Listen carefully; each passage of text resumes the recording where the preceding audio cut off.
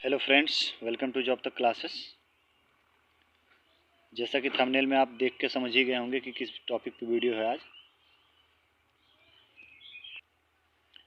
आज की इस वीडियो में हम लेके आए हैं स्पीडी साइंस का भौतिक विज्ञान, जो कि लगभग 4-5 पेज में दिया हुआ है। कंप्लीट वीडियो कंप्लीट भौतिक विज्ञान एक ही वीडियो में हम कंप्लीट कराने वाले हैं आज, जो कि स्पीडी साइंस की बुक से कवर किया जा रहा है। और ये बहुत ही इम्पॉर्टेंट है। ये खास कर रेलवे ग्रुप डी, एनटीपीसी या यूपी पुलिस की एग्ज़ाम के लिए बहुत ही महत्वपूर्ण वीडियो रहेगा। इसमें संभावित क्वेश्चन भी हैं, प्रीवियस ईयर क्वेश्चन भी हैं, तो इसको आप 1 से 2 बार देख लेंगे, 2-3 बार वीडियो पूरा कंप्लीट हो जाएगा। तो चलिए स्टार्ट करते हैं, देखते हैं पहला क्वेश्चन। इसमें पॉइंट वाइज दिया हुआ है, इसको हम कवर कर रहे हैं job Tak classes YouTube channel पे मयंक दुबे के माध्यम से पढ़ाया जा रहा है। इसको आप कंप्लीट करिए। अगर वीडियो अच्छी लगी तो लाइक शेयर सब्सक्राइब जरूर कर दीजिए। चलिए स्टार्ट करते हैं। इकाई समय में तय की गई दूरी चाल कहलाता है। इकाई समय में निश्चित दिशा में तय की गई दूरी वेग कहलाता है। इसको आप यहाँ से कंफ्यूज नहीं होंगे। इकाई समय में तय की दूरी चाल कहलाता है और इकाई समय में निश्चित दिशा में तय की गई दूरी को वेग कहलाता है। सदिश राशियों को परिमाण और दिशा दोनों होते हैं, जबकि अदिश राशियों में केवल परिमाण होता है। चाल एक अदिश राशि है, जबकि वेग एक सदिश राशि है। किसी वस्तु द्वारा निश्चित दिशा में स्थान परिवर्तन विस्थापन कहलाता है। नेक्स्ट है, विस्थापन शून्य हो सकता है लेकिन तय की गई दूरी शून्य नहीं होता है। नेक्स्ट है, वेग में प्रति इकाई समय में होने वाले परिवर्तन को उस पिंड का त्वरण कहते हैं। त्वरण और विस्थापन दोनों ही सदिश राशियां हैं। न्यूटन के प्रथम गति नियम के अनुसार कोई वस्तु गतिशील है तो वह गतिशील और स्थिर है तो वह स्थिर ही रहना चाहती है जब तक कि उस पर कोई बाहरी बल कार्य न करे। ये न्यूटन का फर्स्ट लॉ है। नेक्स्ट है, विराम के जड़त्व के कारण रुकी हुई गाड़ी को अकस्मात चलने से यात्री पीछे की ओर झुक जाते हैं। नेक्स्ट है, गति के जड़त्व के कारण चलती हुई गाड़ी को अचानक रुकने पर यात्री आगे की ओर झुक जाते हैं। नेक्स्ट टॉपिक है, विराम के जड़त्व के कारण डंडे से प्रहार करने पर कोट की धूल झड़ जाती है। नेक्स्ट, न्यूटन के प्रथम गति नियम से बल की परिभाषा प्राप्त होती है। ये काफ़ी इंपॉर्टेंट क्वेश्चन है। बल की परिभाषा कहाँ से प्राप्त होती है? Newton first law of motion से बल की परिभाषा प्राप्त होती है। अगला है, बल वह भौतिक कारण है जो कि वस्तु पर लगकर उसकी अवस्था में परिवर्तन लाता है या लाने की चेष्टा करता है।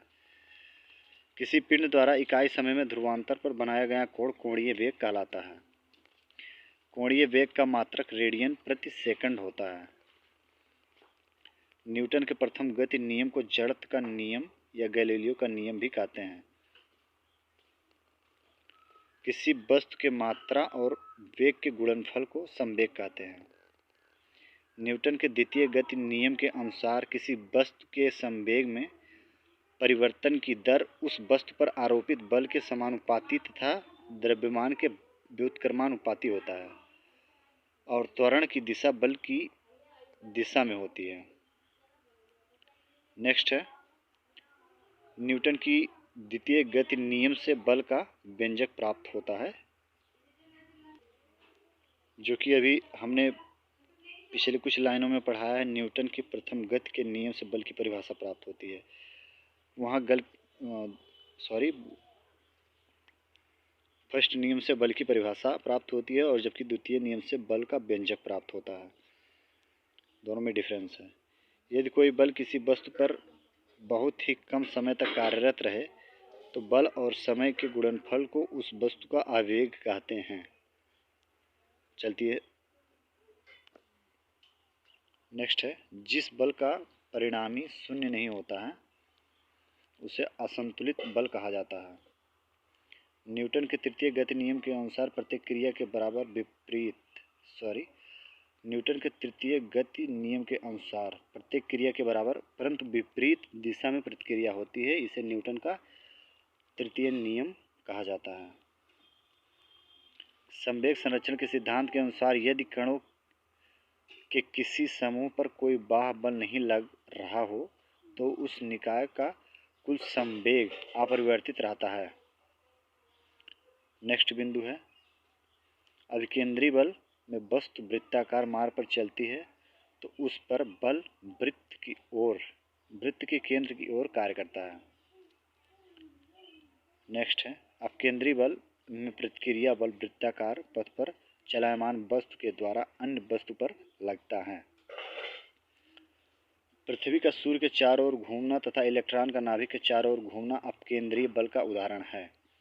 कपड़ा सुखाने की मशीन तथा दूध से मक्खन निकालने वाली मशीन अपकेंद्रीय बल के सिद्धांत पर कार्य करती है। यह काफ़ी इंपॉर्टेंट क्वेश्चन है ये वाला, कपड़ा सुखाने की मशीन वाला। बल द्वारा एक पिंड को एक अक्ष के परितः घूमने की प्रवृत्ति को बल आघूर्ण कहते हैं।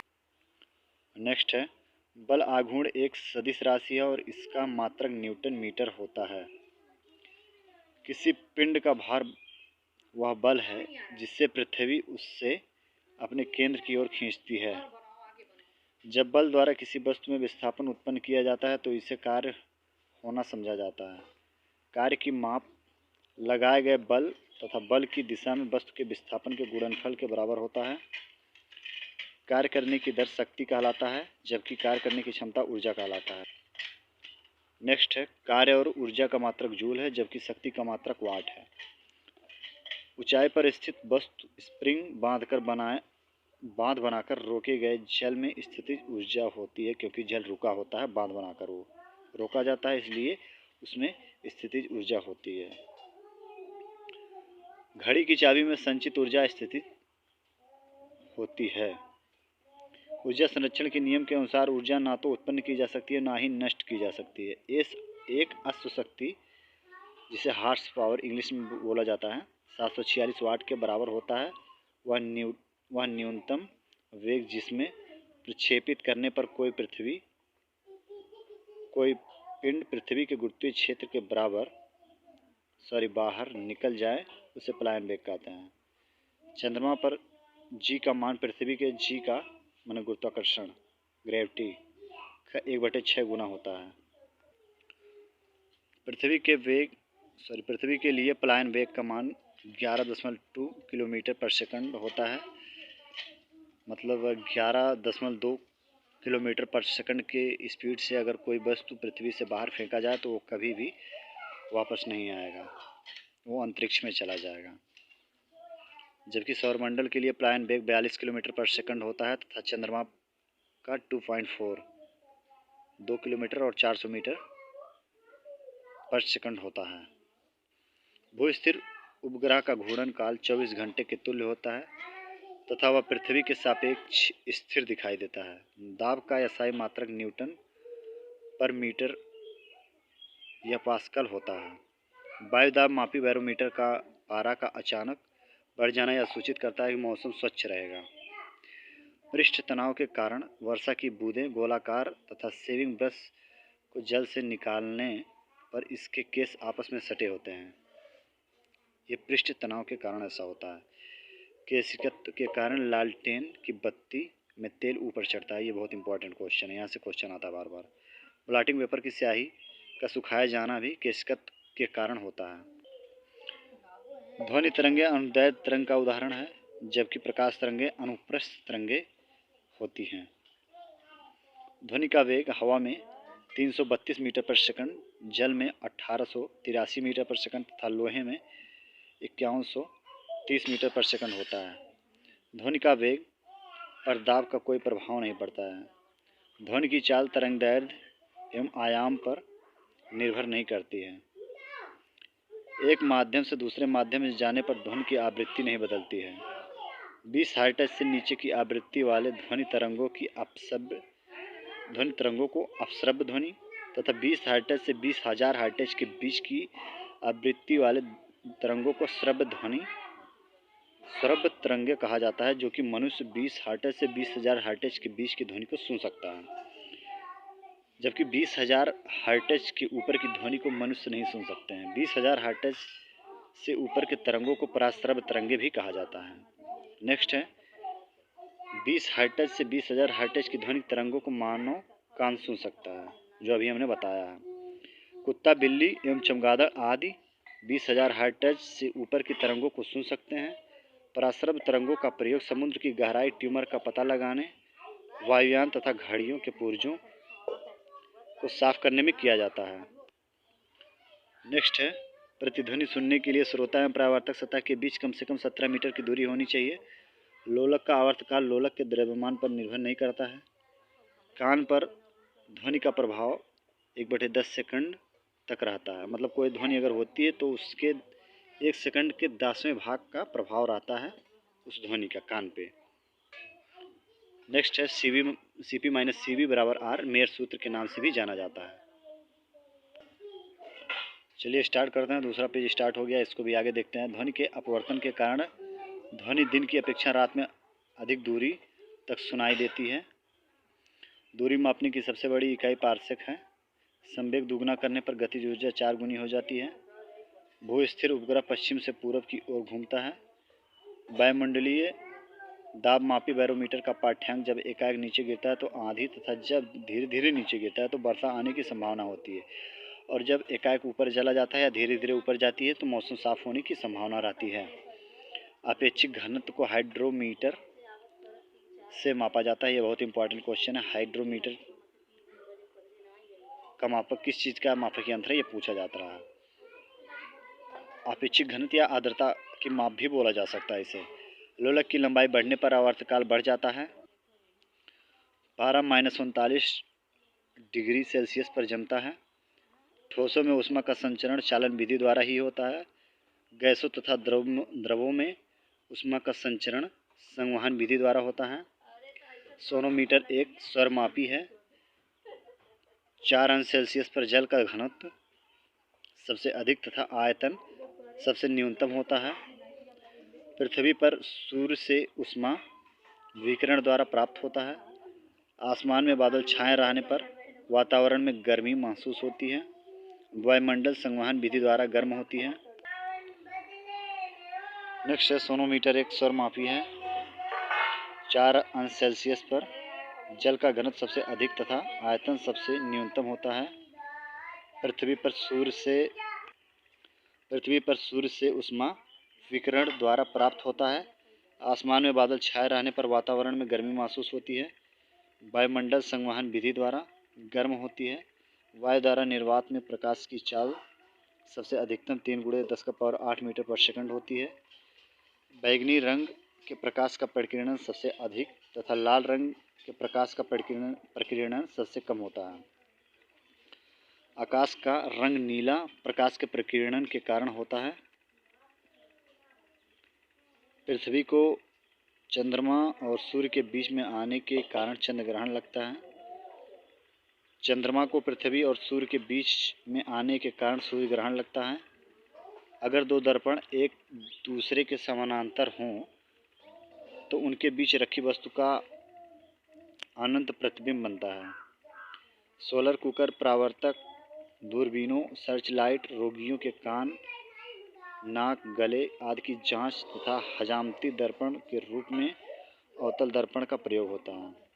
प्रकाश के अपवर्तन के कारण तारे टिमटिमाते तथा पानी के अंदर रखी छड़ी टेढ़ी दिखाई पड़ती है। प्रकाश के अपवर्तन के कारण ऐसा होता है। हीरे का चमकना, रेगिस्तान में मरीचिका बनना तथा कांच में आए दरार का चमकना पूर्ण आंतरिक परावर्तन के कारण होता है।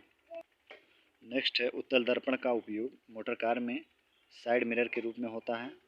लेंस की क्षमता का मात्रक डायप्टर है। ये बहुत इंपॉर्टेंट है और ये भी क्वेश्चन इंपॉर्टेंट है। उत्तल दर्पण का उपयोग मोटर कार में साइड मिरर के रूप में किया जाता है। अक्सर ये क्वेश्चन पूछ लिया जाता है कि गाड़ी के साइड मिरर में कौन सा दर्पण लगाया जाता है। उत्तल दर्पण लगाया जाता है, जबकि हजामती दर्पण जो होता है जिससे मतलब देखा जाता है चेहरा, वो अवतल दर्पण होता है जो हमारे घर में मौजूद होता है, वही वाला। इंद्रधनुष के बीच का रंग हरा होता है। लाल, हरा एवं नीला रंग को प्राथमिक रंग कहा जाता है। स्पष्ट दृष्टि की न्यूनतम दूरी 25 सेंटीमीटर होती है। इंद्रधनुष सूर्य के ठीक विपरीत दिशा में बनता है। निकट दृष्टि दोष के निवारण के लिए अवतल लेंस का प्रयोग होता है। पानी के अंदर हवा का बुलबुला जिसकी सतह उत्तल होती है अवतल लेंस की भांति कार्य करता है। किसी रंग का प्रकीर्णन उसके तरंग दैर्ध्य पर निर्भर करता है। लाल रंग का तरंग दैर्ध्य सबसे अधिक तथा बैंगनी रंग का तरंग दैर्ध्य सबसे कम होता है। अंतरिक्ष से देखने पर आकाश काला दिखाई पड़ता है। काले रंग की वस्तु सभी रंगों को अवशोषित करती है। रंगीन टेलीविज़न के प्राथमिक रंग लाल, हरा, नीला होता है, जिसको निहाल से आप याद कर सकते हैं। नी से नीला, हा से हरा, ला से लाल, निहाल से आपको याद हो जाएगा। जिन दो रंगों को मिलाने से सफ़ेद रंग बनता है वो पूरक वर्ण कहते हैं। जिन पदार्थों से होकर विद्युत आवेश सरलता से प्रवाहित होता है उसे चालक कहते हैं। चांदी विद्युत का सबसे अच्छा चालक है। जिन पदार्थों से होकर आवेश का प्रवाह नहीं होता है अचालक कहलाते हैं। लकड़ी, रबर का कागज अचालक है। वैसे पदार्थ जिनकी विद्युत चालकता चालक एवं अचालक के बीच होती है अर्धचालक कहलाते हैं। कार्बन, सिलिकॉन एवं जर्मेनियम आदि अर्धचालक पदार्थ हैं।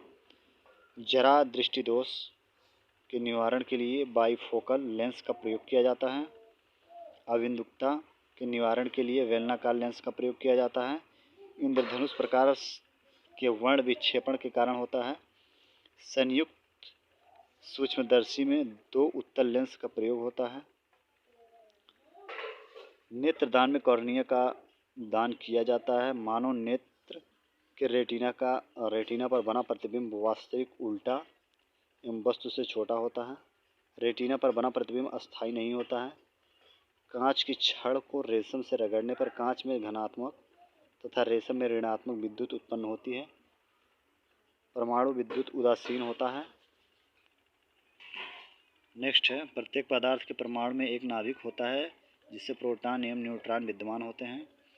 प्रोटॉन धन आवेशित, इलेक्ट्रॉन ऋण आवेशित, जबकि न्यूट्रॉन आवेशहीन कण है। ताड़ित चालक का प्रयोग ताड़ित के दौरान बहुत ऊंचे भवनों की सुरक्षा के लिए किया जाता है। ताड़ित चालक तांबा का बनाया जाता है। दीर्घ दृष्टि दोष जिसे हाइपरमेट्रोपिया के निवारण के लिए उत्तल लेंस का प्रयोग किया जाता है। विद्युत सेल में रासायनिक ऊर्जा को विद्युत ऊर्जा में परिवर्तित किया जाता है। 1 किलोवाट घंटा को 1 यूनिट कहा जाता है। किसी विद्युत धारा को लवण के जलीय विलयन में प्रभावित करने पर विलयन का विद्युत अपघटय हो जाता है। नेक्स्ट है, बिजली के हीटर या इस्त्री जिसे प्रेस भी बोला जाता है में नाइक्रोम के तार का प्रयोग किया जाता है। अक्सर ये क्वेश्चन पूछ लिया जाता है कि हीटर में और ये प्रेस जो घरेलू प्रेस होता है, कपड़ा जिससे प्रेस किया जाता है, उसमें कौन सा तार का प्रयोग किया जाता है? नाइक्रोम तार का उसमें प्रयोग किया जाता है। ट्यूबलाइट के कांच की लंबी ट्यूब के अंदर की दीवारों पर फास्फर का लेप होता है। ट्यूब के दोनों किनारों पर बेरियम ऑक्साइड के तंतु लगे रहते हैं। लेक लांसेस सेल में विद्युत अपघटय के रूप में अमोनियम क्लोराइड और जिंक क्लोराइड का लेप होता है। डायनमो यांत्रिक ऊर्जा को विद्युत ऊर्जा में बदलता है। डायनमो विद्युत चुंबकीय प्रेरण के सिद्धांत पर कार्य करता है। विद्युत मोटर विद्युत ऊर्जा को यांत्रिक ऊर्जा में परिवर्तित करता है। सस्ता फ्यूज तार तांबा, टिन तथा सीसा के मिश्र धातु का बना होता है। विद्युत बल्ब का आविष्कार थॉमस अल्वा एडिसन ने किया था। चुंबक को स्वतंत्रतापूर्वक लटकाने पर वह सदैव उत्तर दक्षिण की दिशा में रुकती है।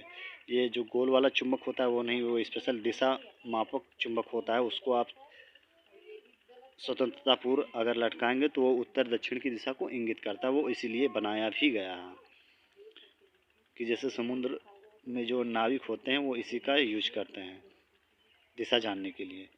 चुंबकों के समान ध्रुवों के बीच विकर्षण एवं असमान ध्रुवों के बीच आकर्षण होता है। चुंबक के हथौड़े से पीटने या गर्म करने गर्म करके लाल बना देने से उसका चुंबकत्व नष्ट हो जाता है। मतलब ये चुंबक को किसी को आप गर्म कर देंगे, आप कोई चुंबक लेके, उसका चुंबकत्व खत्म हो जाएगा, वो लोहा को चिपकेगा नहीं। नेक्स्ट है, पृथ्वी के ध्रुवों पर नमन कोण का मान 90 डिग्री तथा विषुवत रेखा पर 0 डिग्री होता है।